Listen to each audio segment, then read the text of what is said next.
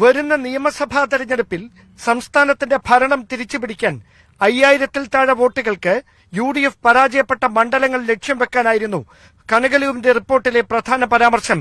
ഇത് സംബന്ധിച്ച പ്രാഥമിക വിവരങ്ങൾ അടങ്ങിയ report AICC general secretary KC വേണുഗോപാലിനും ഇതിന്റെ പകർപ്പ് സംസ്ഥാന കോൺഗ്രസ് നേതൃത്വത്തിനും അദ്ദേഹം കൈമാറിയിരുന്നു.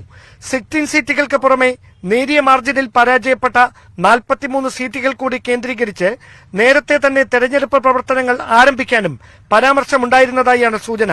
ഭരണവിരുദ്ധ വികാരം വിഭജിക്കപ്പെട്ടതാണ് പിണറായി വിജയൻ സർക്കാരിന്റെ തുടർ ഭരണത്തിന് വഴിയൊരുക്കിയതെന്നാണ് തെരഞ്ഞെടുപ്പ് തന്ത്രജ്ഞനായ സുനിൽ കനകലുവിന്റെ കണ്ടെത്തൽ.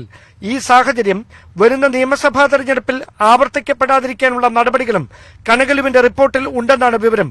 അതേസമയം പ്രാഥമിക റിപ്പോർട്ടിലെ ഈ വിശദാംശങ്ങൾ രാഷ്ട്രീയകാര്യ സമിതിയിൽ പരസ്യ ചർച്ചയ്ക്ക് വഴി തുറന്നതിലാണ് ഹൈക്കമാൻഡിന് അതൃപ്തി.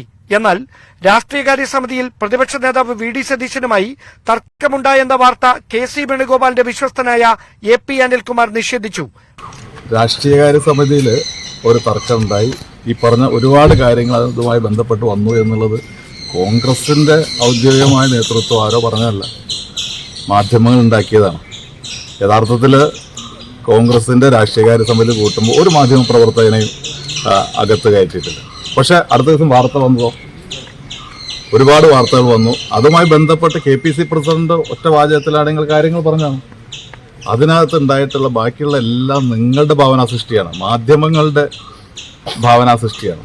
ഒരു പഴഞ്ചൊല്ലുണ്ട്, സത്യം വസ്ത്രം ധരിച്ച് പുറത്തിറങ്ങുമ്പോഴേക്കും നുണ നാട് ചുറ്റിക്കറങ്ങി വീട്ടിലെത്തിയിട്ടുണ്ടാവുന്നു. യഥാർത്ഥത്തിൽ രാഷ്ട്രീയകാര്യ സമിതിയുടെ കാര്യത്തിൽ സംഭവിച്ചതാണ്. അതിനപ്പുറത്ത് വേറെ ഒന്നും സംഭവിച്ചിട്ടില്ല.